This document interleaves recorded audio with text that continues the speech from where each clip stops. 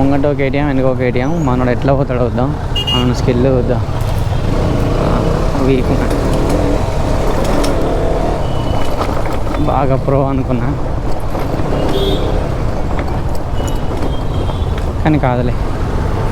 ఇంత of riding చేసుకోవాల్సిన అవసరం లేదు. ఇంకా గంట పోతా అంటే పెట్టిండు బాయ్ కార్.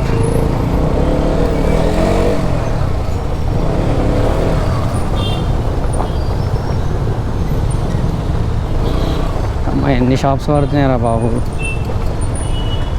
జెప్టో ఉండే, ఇన్స్టామార్ట్ చేసారు, ఇన్స్టామార్ట్ అయిపోయింది. ఇప్పుడు ఫ్లిప్కార్ట్ మార్ట్ అయింది, అమెజాన్ మార్ట్ అయిపోయింది. జనాలు షార్ట్ కట్కి అలవాటు అయిపోయిన తర్వాత బిజినెస్ ఎక్స్పాండ్ అయిపోతుంది అందరికీ. అంటే ఏదైనా ఫాస్ట్గా 10 minutesలో అయిపోవాలి, 15 minutesలో రావాలి అన్నట్టు. డ్యూటీ లార్జ్ అంట, డైరెక్ట్ బోర్డు పెట్టిండి 7,000 8,000 అని. ఆడ పోతా అంటే వెనుకున్న కేటీఎం కూలెంట్ సౌండ్ వినవారు, మన కూలెంట్లా సౌండ్ వస్తుంది.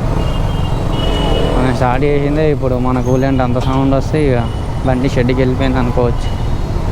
100% వెనుకొచ్చే కేటీఎంని అనుకుంటున్నా. వెనుక వస్తుందో లేదో అనేది డౌట్.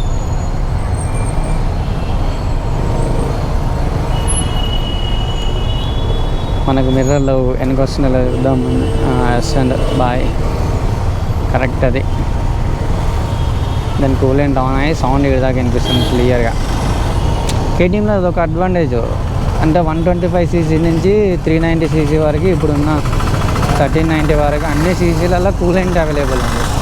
కూలెంట్ అనేది కొంచెం హీట్ అయినా కానీ తొందరగా కూల్ అయిపోతుంది. ఇది ఒక మంచి బెస్ట్ అడ్వాంటేజ్. లేకపోతే ఒక్క ఇప్పుడు ఎన్ఎస్లో ఉందనుకో, ఎన్ఎస్లో అసలు కూలెంటే ఉండదు. అంటే ఉంటుంది అనుకో, 200 ఉండదు, 160 ఏమో ఉందనుకుంటే దానికి లేదనుకుంటా.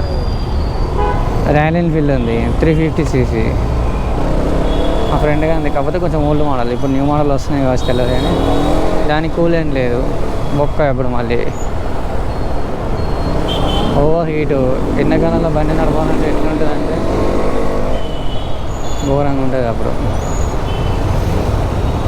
నేను 100% చెప్తున్నా, ఈ ట్రాఫిక్లో బైక్ అనేది లేకుండా ట్రావెల్ చేయాలంటే ఎంత పెద్ద టాస్క్ అంటే అంత పెద్ద టాస్క్.